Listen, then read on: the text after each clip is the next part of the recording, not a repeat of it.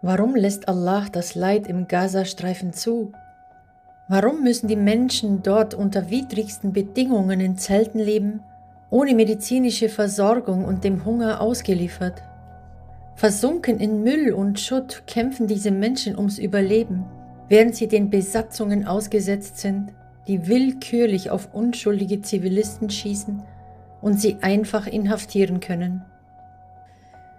Wie lange wird es noch dauern, bis Gottes Zorn über diese Ungerechtigkeiten hineinbricht? Ist es denn so schwer, diese völlig aus den Fugen geratene Regierung und ihre Gefolgschaft zu bändigen? Es sollte nicht so schwer sein. Anfang 2025 haben wir gesehen, wie die gesamte Küstenregion Kaliforniens mit nur einem Funken und starkem Wind in Flammen aufgegangen ist. Und das in der kältesten Jahreszeit, dem Winter.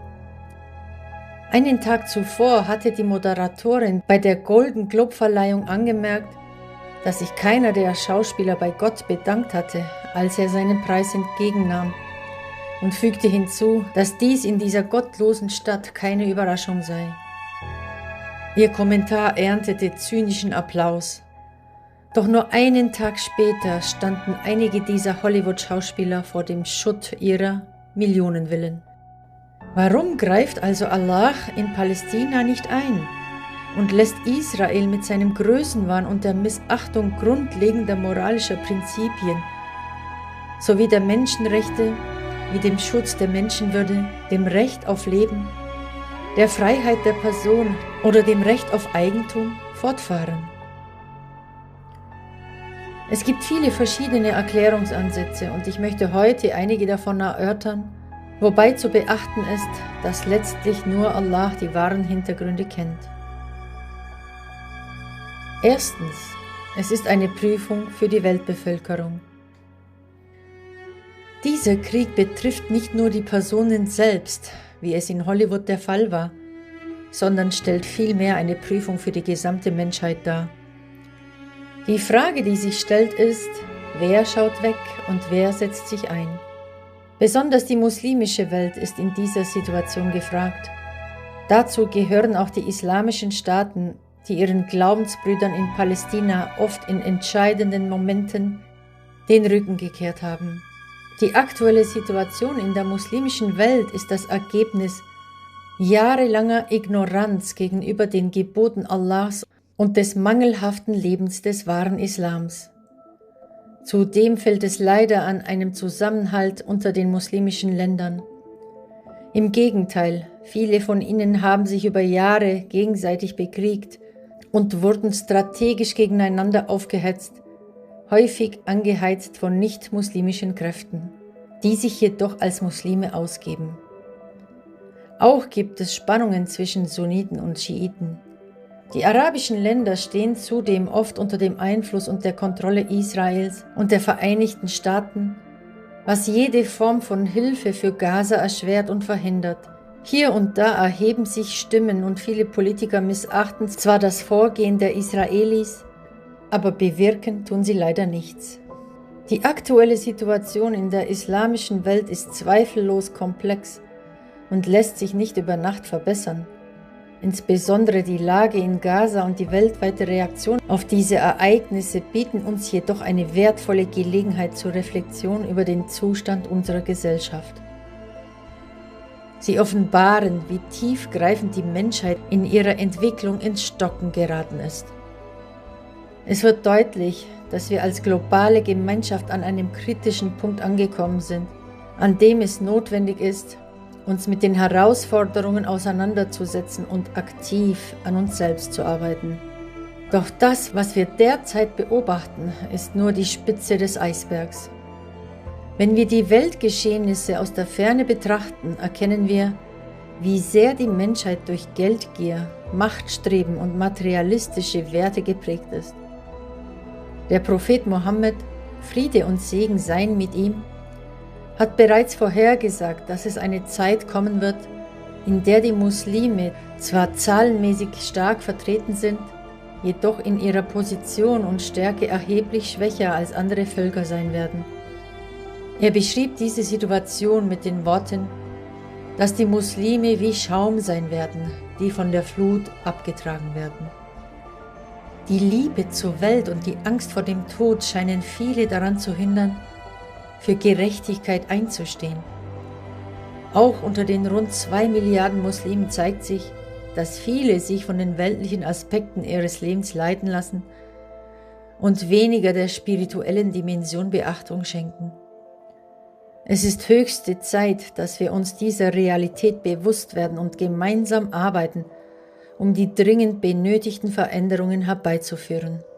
Abu Bakr sagte nämlich: Ich habe den Propheten, Allahs Friede und Segen sei auf ihm, sagen hören: Wenn ein Volk so gleichgültig wird, dass es Übles sieht und es nicht ändert, oder einen ungerechten Menschen sieht, wie er Unrecht tut, und ihn nicht davon abhält, so wird Allah euch alle dafür bestrafen.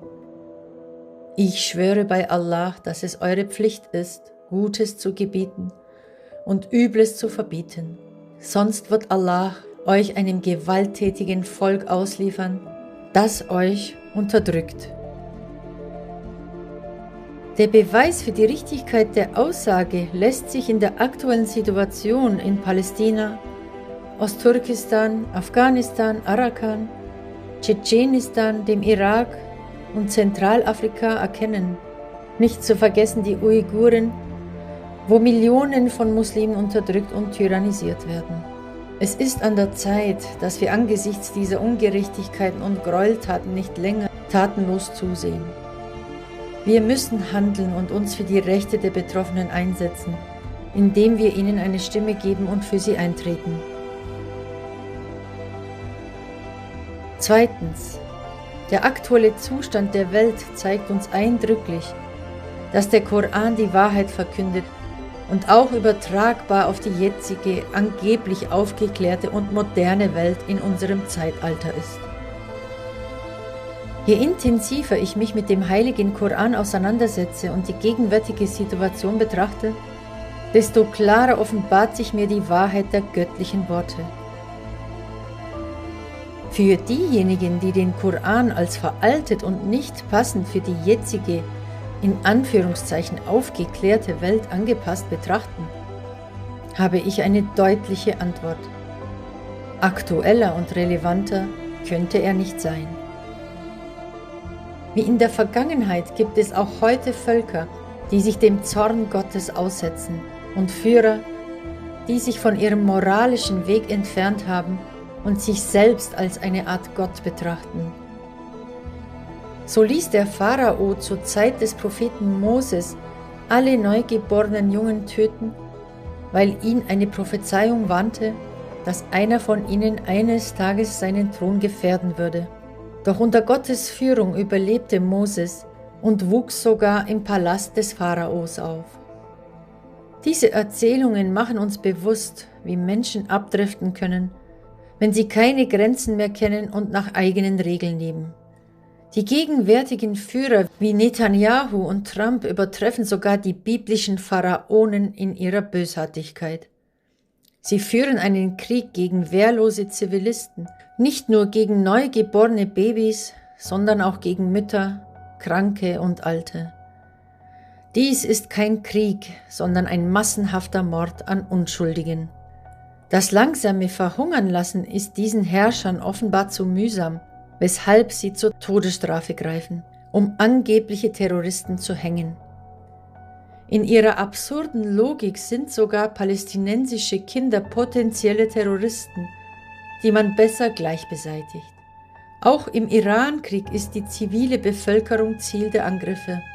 Bei der Bombardierung einer Mädchenschule in Minab am 28. Februar kamen schätzungsweise über 180 Kinder ums Leben. Wer erinnert sich nicht an die Szene in einem KI-Video auf Twitter, von Trump erstellt, eine goldene Statue, die das unverfrorene Selbstbild eines Mannes verkörpert, der auf groteske Weise sich selbst verehrt. Trump, umgeben von Netanyahu und anderen Mächtigen, genießt den Luxus eines Strandurlaubs, während das Leid und die Trauer im Gazastreifen wie ein Schatten über allem hängt. Das Video spiegelt sein zynisches Lächeln wider, als er diesen Ort des Schmerzes als Urlaubsort preist. All das geschieht, nachdem unschuldige Menschen unter den Trümmern begraben wurden und die restlichen Menschen vertrieben wurden.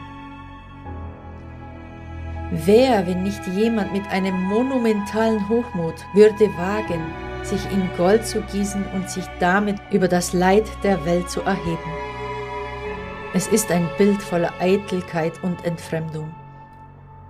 Während sie Cocktails schlürfen, über den Sand schlendern und sich im warmen Sonnenlicht ahlen, ignorieren sie die Schreie derer, die unter Unterdrückung und Gewalt leiden.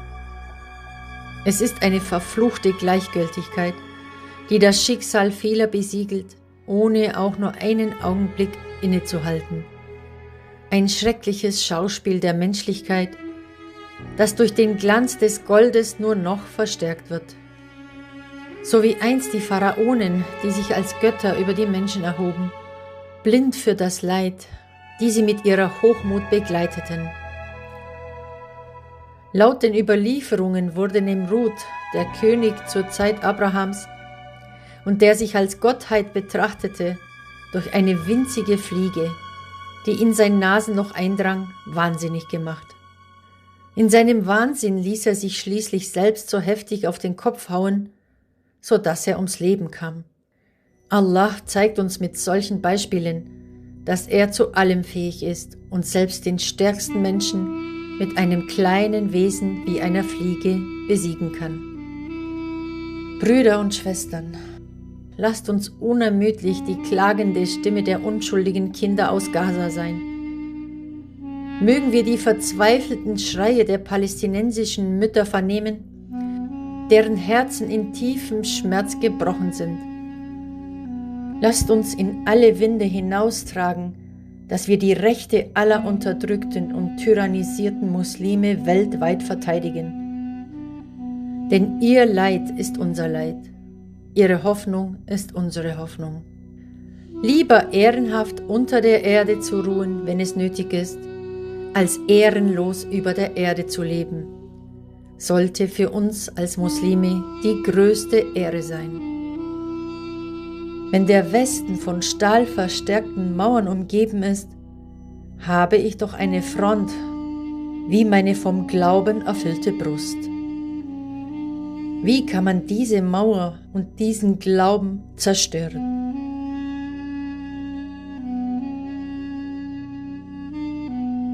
In der nächsten Folge werde ich weitere Aspekte beleuchten, warum Allah bisher die Ungerechtigkeiten in der Welt nicht beendet hat und seinen Zorn zurückhält. Vergesst nicht, ein Abo dazulassen und einen Daumen nach oben zu geben. Schreibt auch gerne eure Kommentare, damit mehr Menschen diese Botschaften erreichen. Ich danke euch allen, dass ihr mir geduldig zugehört habt. Diese Videoreihe ist den Muslimen gewidmet, die auf der ganzen Welt Druck, Folter oder Gewalt ausgesetzt sind, die typischerweise von ethnischen Konflikten, politischer Instabilität oder repressiven Regierungen geprägt sind. In den letzten 2,5 Jahren haben über 73.000 Palästinenser bei israelischen Angriffen ihr Leben verloren, über 50% davon sind Frauen und Kinder. Während die Zahl der Verletzten über 172.000 gestiegen ist. Tausende liegen unter den Trümmern begraben und über 1,9 Millionen Palästinenser wurden gewaltsam vertrieben.